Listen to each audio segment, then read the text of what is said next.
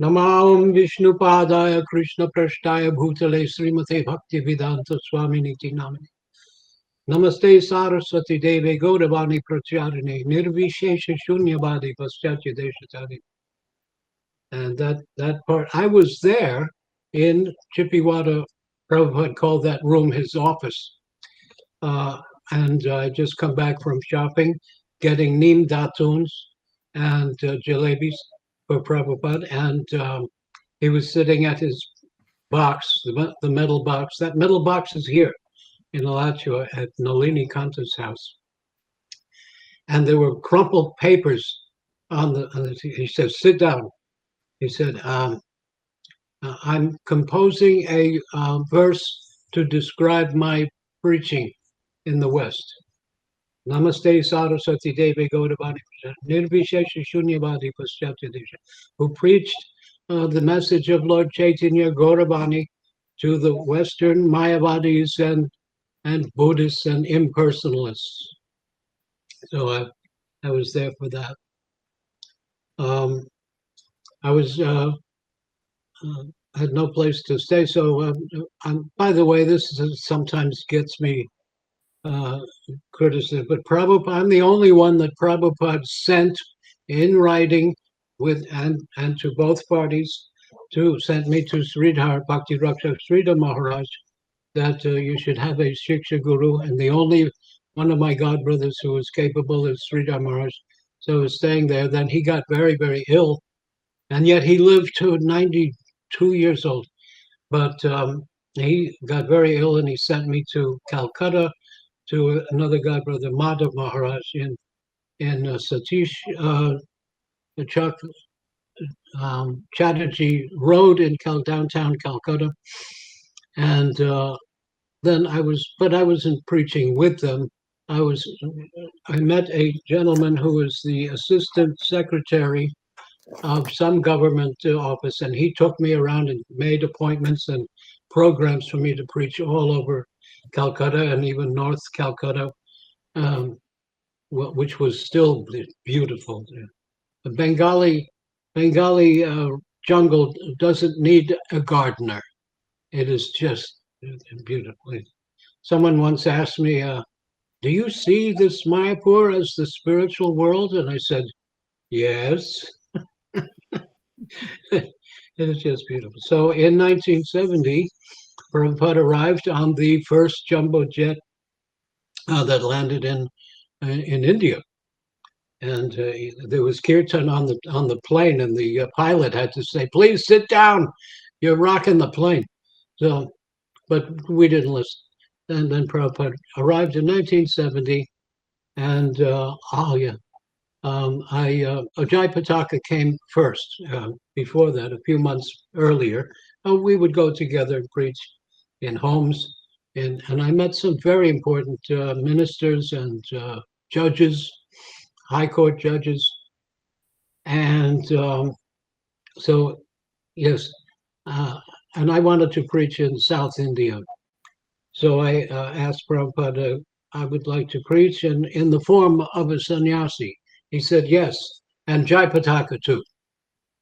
So Jayapataka, I helped him get we made our dandas, and Jayapataka says, this is Jayapataka says, Prabhupada had given sannyas to 9 devotees in America, and Prabhupada handed me the danda, and then handed a danda to Jayapataka, and Jayapataka to this day says that he got his danda 8 seconds after me.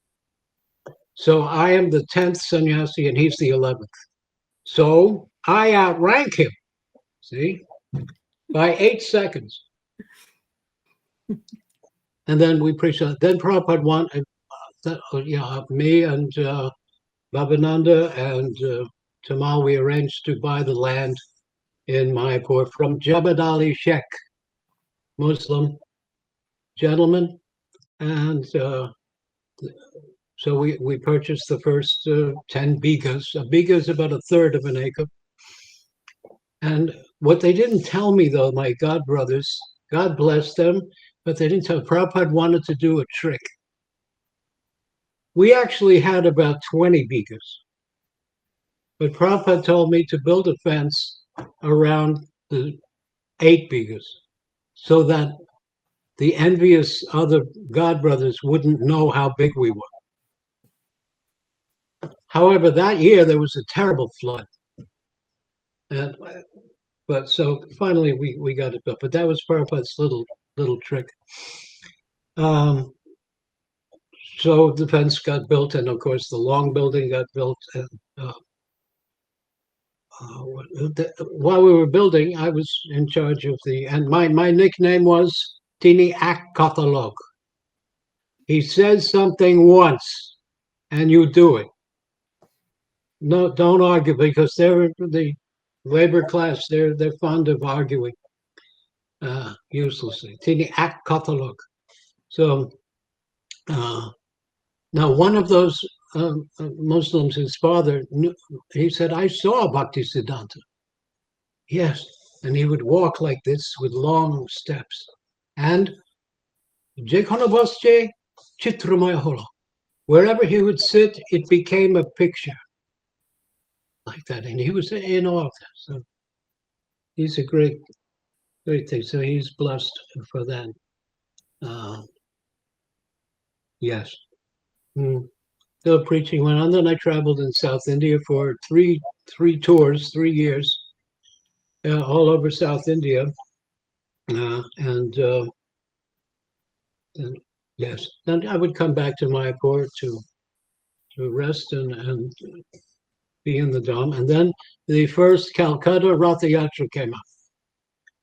And so you needed to have a permit to have a procession.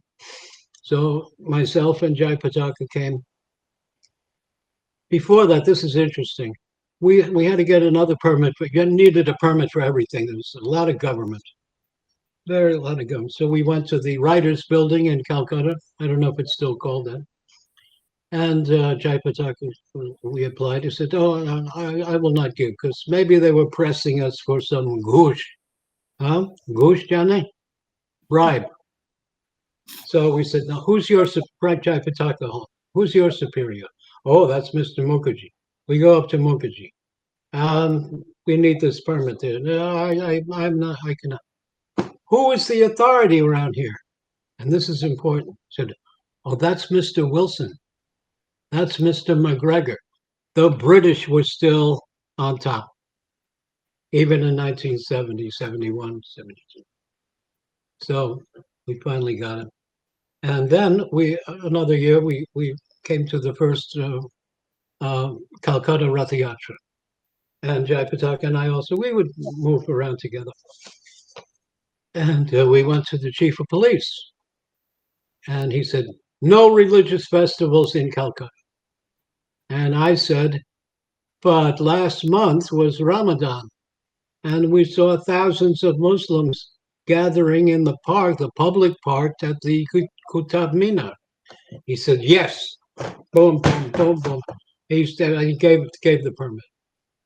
So we had a beautiful poster. And I just heard also, this is done a lot, even in Vrindavan. One time, all the shopkeepers had paper bags made out of Back to Godhead paper. They had gotten the magazines, and so also we had a lot of pamphlets made up to advertise the Ratha Yatra. And the next day, there were paper bags that they origami made into shopkeeper bags. Still thousands of people came, and the chief of police came. What was important politically, this became a political statement, was that the Ratha Yatra went down Kamak Street. Kamak Street was in what was called, the British called it, the civil lines. As though anything beyond you're uncivil. That's the way they called Indians. So now, if any Indian went down Kamak Street during the British, they'd get bopped on the head and told to get out, or do push-ups to shame them. And now Ratha Yatra is coming down in the main street of British Raj. So they were very important. That had a great political impact all over India. So Rama, Kamak Street, Civil Lines, Assistant Secretary, So I built the. Prabhupada told me, and he knew every specific thing. He said, build a small kuti for me with a concrete or brick foundation and above bamboo and grass shack. He wanted to know what it was like to live like the Goswamis. You know, Prabhupada was telling Tamal Krishna sometime, many times, now I've preached all over the world in every country, and now I want to preach in the Bengali villages. And he would say that several times. And Tamal said, why do you have this desire to preach in Bengali villages? And he said, because I've never been there. I'm a city boy. He said, I am a city boy. And so I built the craftsmen were terrific. And then one guy he took a huge bamboo, this much around, and he was working on it for like 3 days. And I said, what are you doing for 3 days? I'm not sitting. And he was just carving. And he made that bamboo into a wall, a flat wall. And he made several of them. And that was Prabhupada's outhouse in the back. Beautiful. All made out of this tiny split bamboo thing. And we were living, and now it's like a city, but at that time it was rice fields and jungle. I never had any close association with cobras, but there was a Jaipataka, there was a king cobra. The rice paddies were high about 2 feet. And we saw, I wasn't there, but they saw above that there was a cobra, like a periscope looking, and then it would go down. And then it came up closer. And then it went down. And then it came like Jaipataka got a shotgun, blew his head off. Prabhupada established the Radha Krishna deities in Calcutta. We were staying with some Marwaris, and after a while they wanted us out. So I called there was a senior elderly Vaishnava gentleman, and I called his son. I said, "You have so many properties. Can we rent?" He said, "Yeah, I have this place on what is that, Hungerford Street? What is the name of our Calcutta temple?" Albert. Oh, say Hungerford. Albert Road, Albert Street, next to a beautiful pond, marble. It was some probably British lord's palace, pure marble, and Prabhupada loved the big veranda. It was there, and he established Radha Krishna deities there. And at the installation, the arati, I was standing next to Prabhupada, and I said, "Prabhupada, they put Krishna's flute in backwards."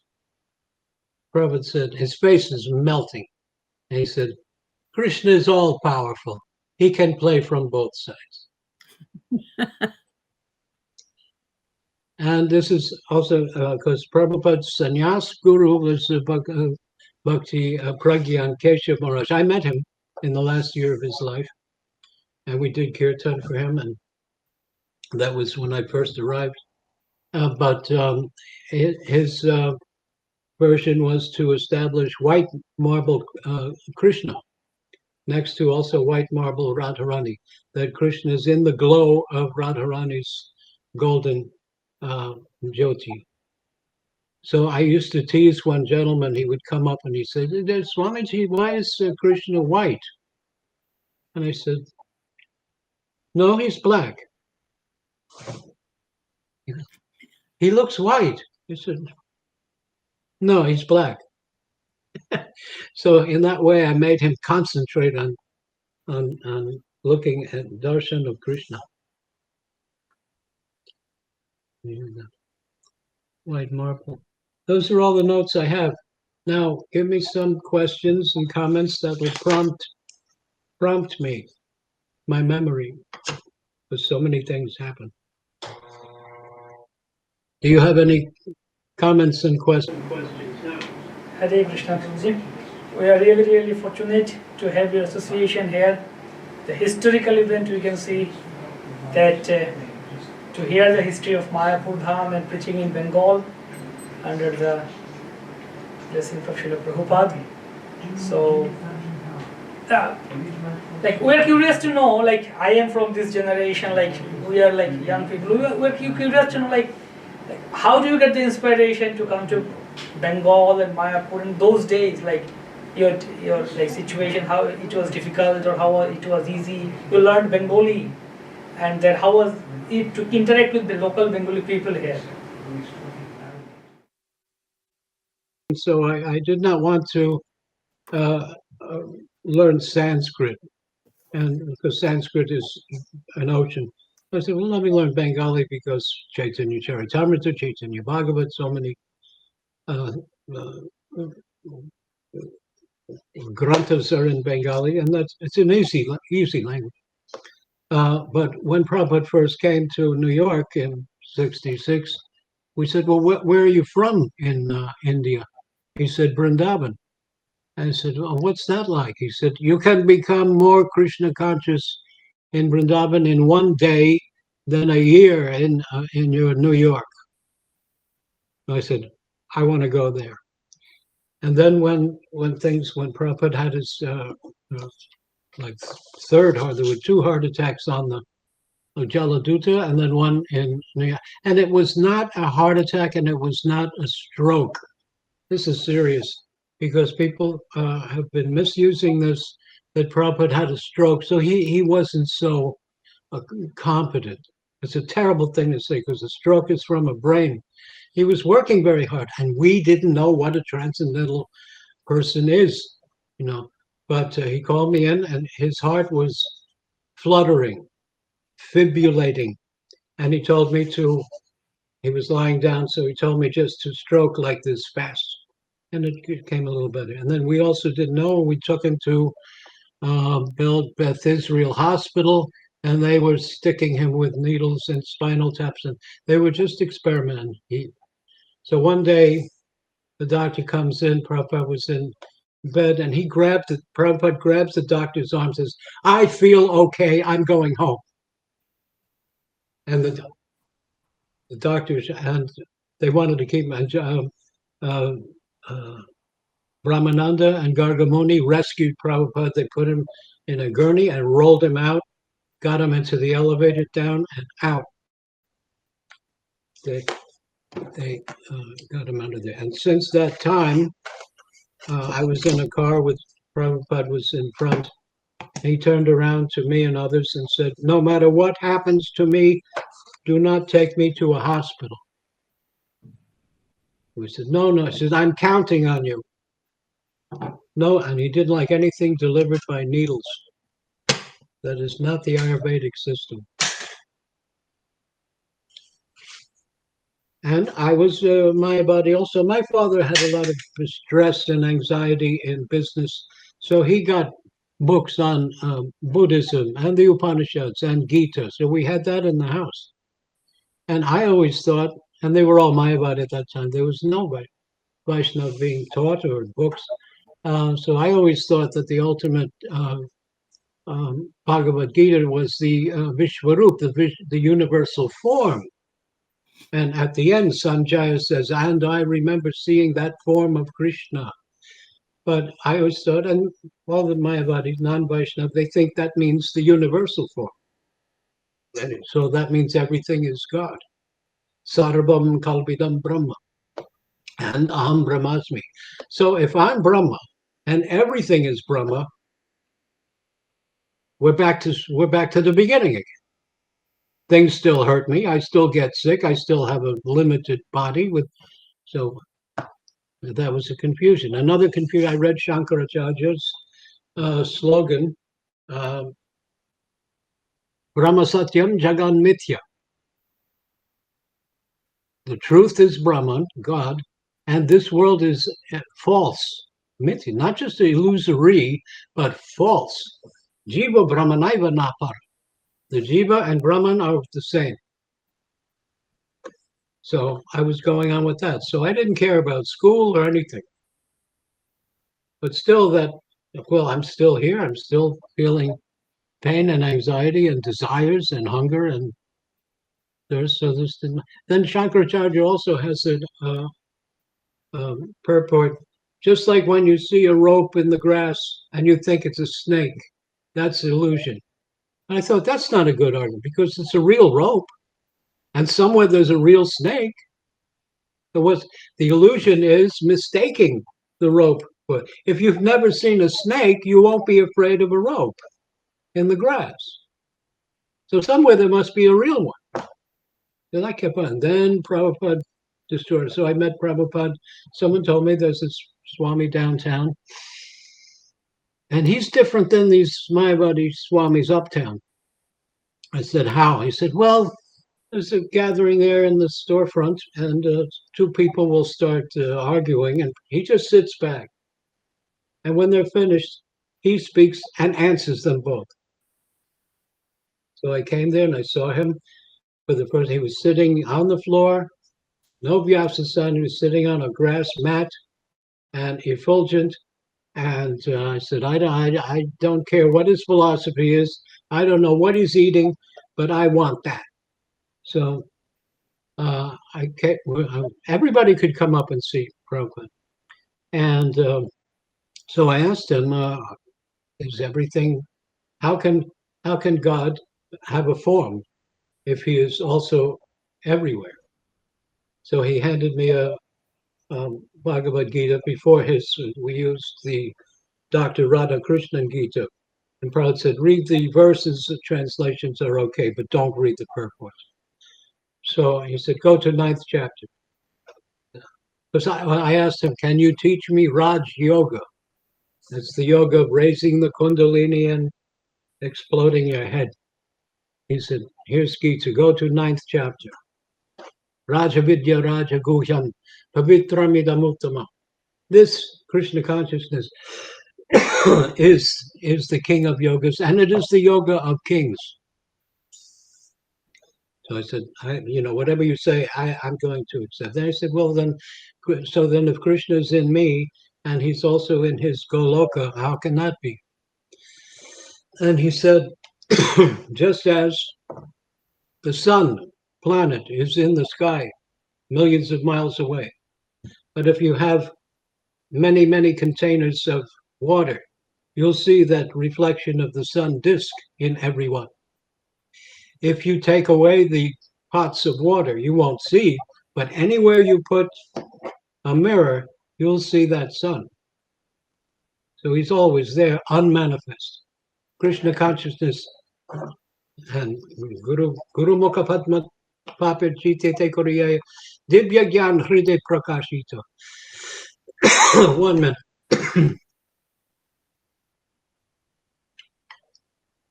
The spiritual master will give you the vision, the transcendental vision, so that you will, what is it? Cheto Darpanamarjanam, here's a mirror. The chanting of Hare Krishna will cleanse the mirror of the mind. So the mirror will reflect Krishna. So we can all become reflectors of Krishna. That you don't become Krishna like the Mayavadis. Great, Prabhuji. So how it's really enlivening to hear your memories still sharp from those days. How was your interaction with local Mayapur Vasis? There was only the yoga pit that was run by Bhaktivilas Tirtha Maharaj. And then Madhav Maharaj had a big mutt, Madhusudan Maharaj had a big mutt, and there might have been one more, but I didn't know them. But there were not many people at that time. There were no. Just at the boat ghat, there were a few shacks, a few kutirs, and they minded their own business. I met Bhaktivilas Tirtha Maharaj I'll tell the story. He was a prominent manager. He was a one-man GBC for Bhaktisiddhanta. And Prabhupada told me all this. And he said that Bhaktisiddhanta loved him for that.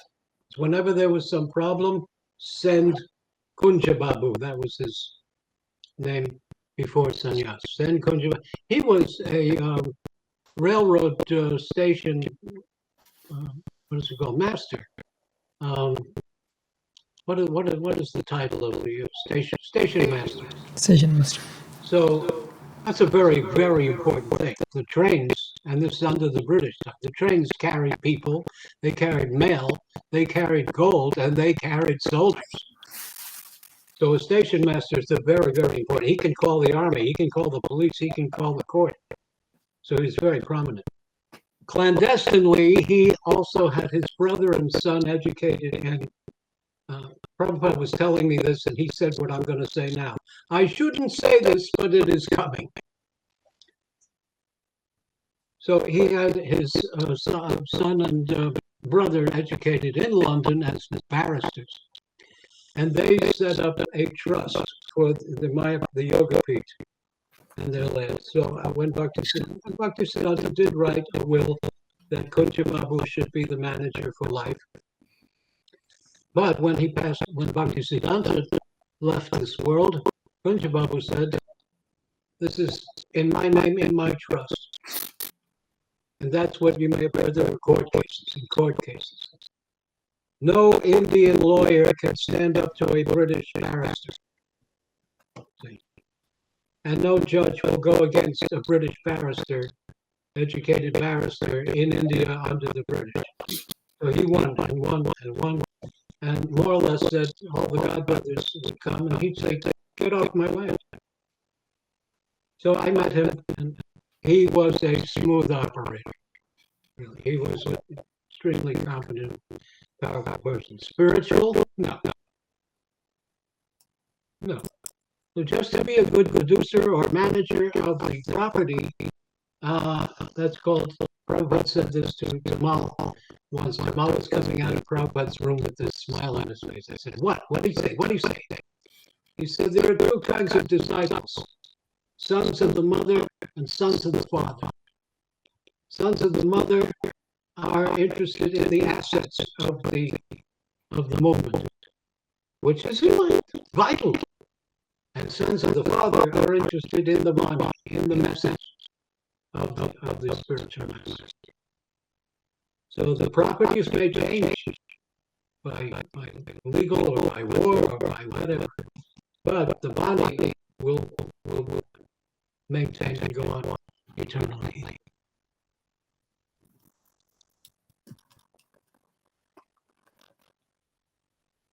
Your turn, your silent partner there. What is it? Yeah. Oh, me? All right, Maharaj. Hare Krishna. It's so nice to see you. It's really nice to see you. I remember, I always say that you gave up a career to be a stand-up comedian to actually take sannyas, and I want to commend you for that. Because I remember everything that you did and said was always filled with a little gaiety, as we would say back in those days. Many a truth is said in jest. Yes. I remember when you first, you got a certificate for doing a lecture in Bengali. I remember you came to the temple and you were showing us that they actually gave you a certificate for a nice lecture in Bengali. You're probably one of the first Westerners to do that, and it was very interesting. Prabhupada went with Acyutananda in August or June, and I went in September '67. I had the American Vietnam War on my back, and I tried to get into Canada, but you have to pay some goosh, some bribe there, and I didn't, so I had to come back and said, "Well, Prabhupada's gone to India, I might as well go to India. Why should I go to Germany or England? I'm going to stay with my guru." So I got, and that's when when Prabhupada was still there in New York, I said, and we would never ask Prabhupada for some mystical fortune telling, but I said, will I make it to Vrindavan? And I thought, India, Vrindavan. And he said, we will meet again in Braja, rest assured. Mm-hmm. He didn't mean UP. So then I came to India in September 67. Was there any temple there for you to go to? Yeah, there are 5,000 temples in Vrindavan. Where did you stay? Well, Prabhupada was at Radha Damodar. So I had Prabhupada one-on-one from September, then he left in December 67. So I had Prabhupada for September, October, November, December. So 4 months it was just him and me. So what did you do in the Radha Damodar temple? Did you do any cooking? Well, yes, cooking on a charcoal stove. And then there was that pumped kerosene brass thing. Very efficient. Very efficient. That for boiling. And the chapatis I made with the charcoal fire in the kitchen. And we were looking, there's a famous picture of Prabhupada having prasadam and looking through the window at Rupa Goswami's samadhi and Bhajan Kuti in the back. When Srila Prabhupada left America, he didn't know if he would be returning, and the devotees there were very upset and did not know if he would be coming back. But within 4 months, he felt a lot better. Yes, he was being visited by Ayurvedic doctors all the time, and then many letters from actually it was Gurudas, Mukunda, and Sham Sundar sent dozens of letters requesting our teacher to come back, and he got a visa and went back the Pacific way from India to San Francisco. When Srila Prabhupada went back to America after his absence, ISKCON changed when he came back after 4 months. Have you any comments on that? You know, they thought we were everywhere, and there were only about 1,000, maybe 2,000 devotees really, but we were on the streets and the magazines and the books. So it was a common thing to always in movies to have Hare Krishnas in the background. Hare Krishna, everybody knew. The last movie, there was an old-time actor, Walter Matthau, and his last movie, the curtain opens up, and his big ugly face is there, and he's going, Hare Krishna, Hare Krishna, Hare Krishna. And the camera comes back. He's at the racetrack with a ticket. The horse's name was Hare Krishna. So he was betting. He was betting on the horse, going Hare Krishna, Hare Krishna. So, and then George Harrison comes and spreads all over. But there weren't that many. But it just, the power of Mahaprabhu's Sankirtan movement just spread everywhere. Because when in 26 Second Avenue, it was Swamiji. Even Gurudas has a book, his first chapter is called Swamiji. This is before Prabhupada. Prabhupada now, this is the same, in a way, understand, this is the same kind of overall Leela as, don't think that Prabhupada is God when I say this, but it has the same repeat of Krishna. There's Goloka Krishna, who is Yasodananda. He's Yasoda's kid. They don't consider him God. See, there's no Aishwarya, there's no awe and reverence. We were friends. We, be very familiar. Arjuna, and then after leaving, going to Mathura and of course Dwarka, he's King Krishna. So now he's emperor of the whole world. This is why the meeting at Kurukshetra at the eclipse is so important. Krishna It is in the Bhagavatam, in the manifest Leela, that's called the Bhoma Leela. He so-called leaves Vrindavan for Mathura and Dwarka, and he kidnaps Rukmini there. This is the first time when Krishna meets with the Brajavasis, and he's married. And so they meet.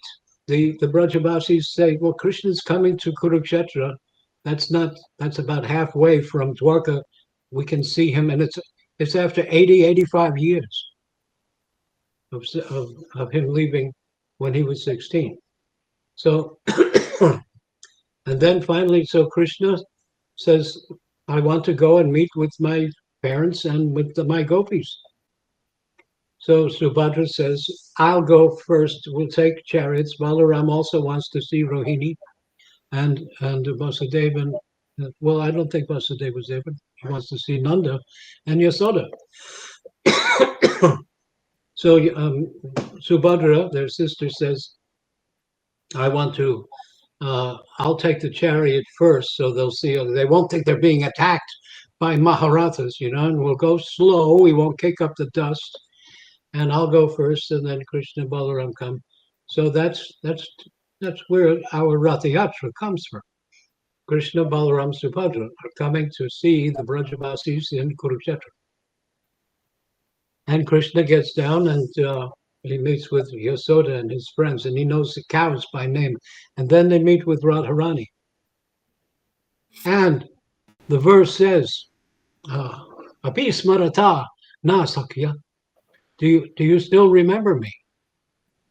So it's not a bad joke. Of course, did they remember him? They were skin and bone in separation. It's called Vyogini Radharani. That's another whole subject. Radharani has three features, like a multi-personality. She is Vrishabhanu Suti, the daughter of Vrishabhanu. She's Vyogini, in total separation, and she's Samyogini. This meeting at Kurukshetra is when they meet again, Samyogini. And these three personalities don't know each other.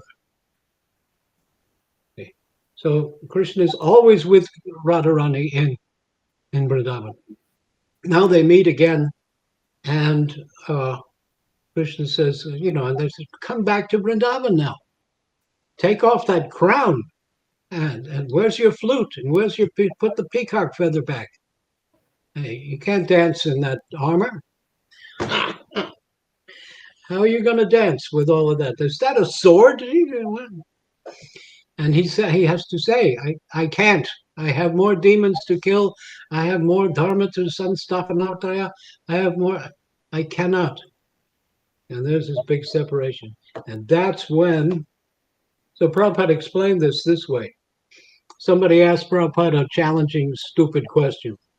Can Krishna make a rock so heavy that he can't pick it up? And Prabhupada said, yes. Well, then he's not all powerful. So then he'll pick it up. So this is Krishna's Leela, that he expands his energy more than he can appreciate. And then he appreciates it.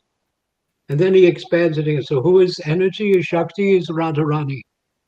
So at this moment, Radharani's prema, Krishna cannot fulfill. And that's when he decides, I must become Chaitanya Mahaprabhu. I can't figure the intensity of this prema, this Mahabhava, Rasaraja Mahabhava Tuyakarup.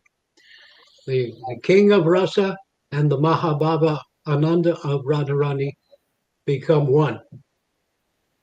So Lord Chaitanya, I'll be back. Lord Chaitanya, when he's at Rath Yatra, he sees the great temple of Jagannath as Dwarka, and the garden temple of Gundicha as Braja Vrindavan.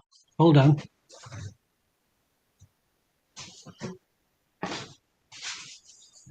So he is dancing at Rath Yatra, seeing the same moment of Kurukshetra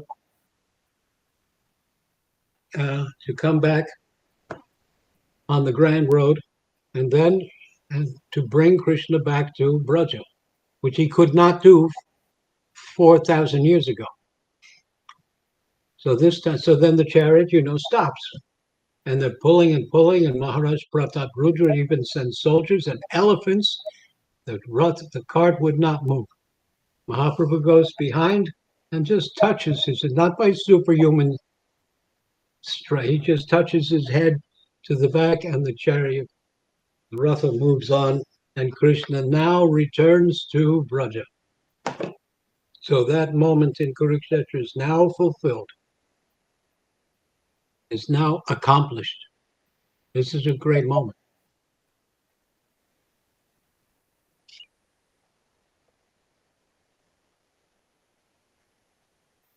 Yes. Oh, yeah. Now we come back. So he's not Swamiji. He's Prabhupada. He's on Vyasasan. He's got silk. He's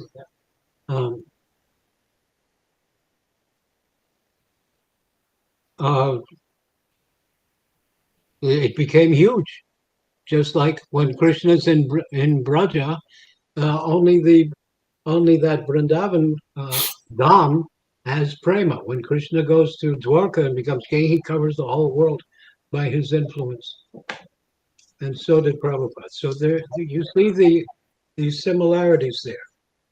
But don't assume that Prabhupada is Krishna. That was a big mistake.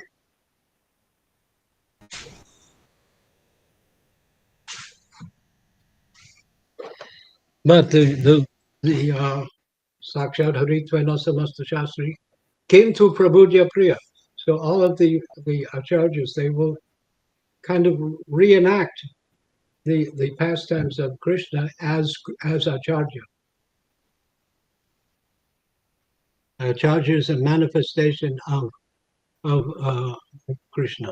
It should not be considered an ordinary man, but it should not be considered God. The unlimited universes did not come out of Prabhupada's pores.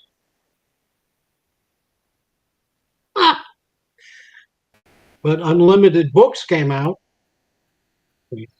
So we have to adjust, proper adjustment of lila, proper adjustment of rasa. So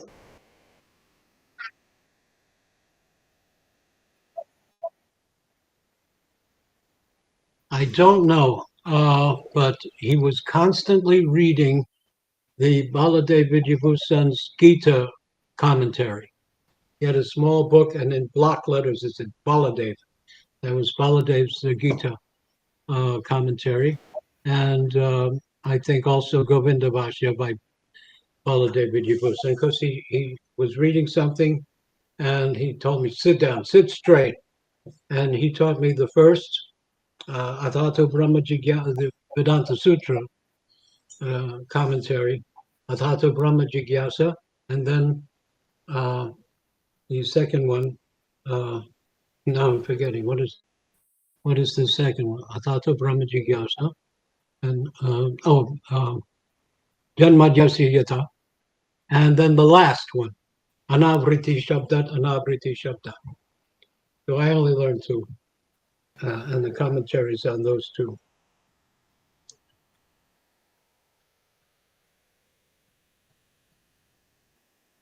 Atato Brahma Jigyasa. Now we will inquire into Brahma Tattva.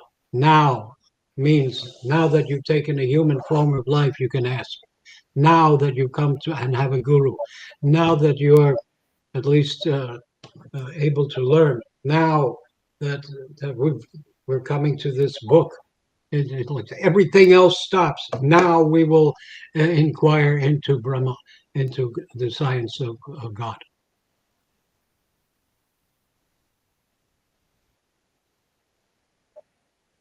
Yes, and then I just heard a few years ago, Prabhupada was asked what other books would be translated, and he said Bhagavad Gita.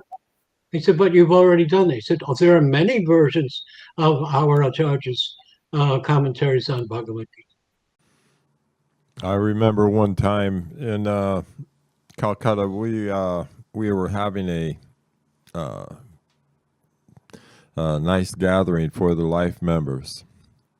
And I remember that I had written this letter to Srila Prabhupada, and in that letter I described what we were going to do, and I was saying, our Guru Maharaj is inviting you to come to this meeting, and all of the descriptions, and I kept saying all of this, and I thought, oh, this is so nice, I'm sending this to Srila Prabhupada, and he wrote back to me. And he said that this was very impersonal, and I couldn't understand exactly what he meant by that. But he went on to explain that who is this Guru Maharaj? Because in India, everybody's Guru Maharaj. And finally, he said in the end that whenever you're going to describe anything about me, it should always be His Divine Grace, A.C. Bhaktivedanta Swami Prabhupada. Founder Acharya. Founder Acharya. Founder Yes. Acharya. That's Yes. very important. I get this on other Zooms. People also come on and say, and my Guru Maharaj, and my Guru Maharaj did this. Who's your Guru Maharaj, all right? Yeah. Occasionally put his name in there because we all have a Guru Maharaj. Yeah. Right. Yeah. Just come when you're called to speak on Vyas Prabhupada's or your Guru's Vyas Puja, it's not how I joined ISKCON Day. Many people, oh, I was in Detroit and I met some devotee and I bought a book and this is the day to glorify. If you want to talk your story, do that on your birthday. But this is the day to glorify our spiritual master, Prabhupada. This is his day. I have to say that every year. Or at least if you get 5 minutes, at least take 4 minutes to talk about Prabhupada. Huh? You think? Well, Maharaj, that's the other part, though. That's why we have to take part in directing it, because if not, it will all become completely demoniac. There will be no good anything in it. But the only way that we can be able to stop or prevent it is put something out there that's Krishna conscious. And because the technology is not going to change, the technology will not stop. Yeah, that's why when I asked Prabhupada to teach me Raj Yoga, he didn't ask. He gave me the Bhagavad Gita. Read. This is on a piece of paper that was written, words that were written 5,000 years ago. This is the underlying poison of Darwin, evolution. Everybody's getting smarter. Everything is getting better. No, we're going down. We're getting dumber, and now we have to rely on machine. And then who's making the machine and operating the machine is nowhere.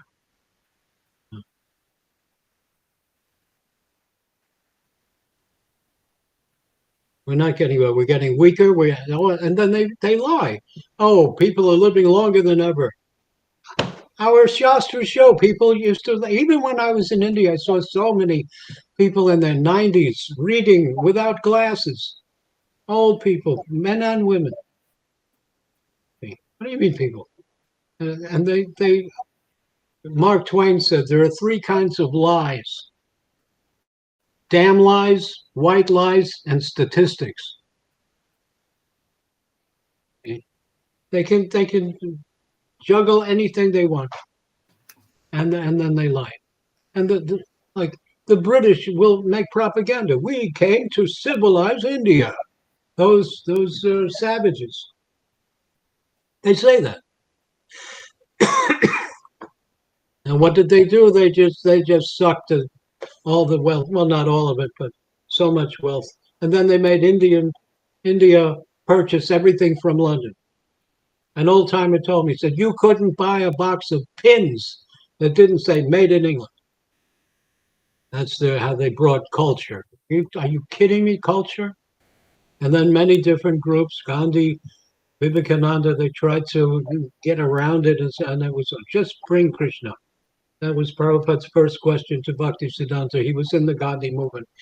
And Bhaktisiddhanta said, it doesn't matter who's in charge of the administration of a nation. What matters is our relationship to Krishna. Okay, I'm going to Thank you go. so much. Thank you so much. Next Thursday, 10 o'clock my time. Thank you. Jai. Thank you, Maharaj. Hare Hare Krishna. Krishna.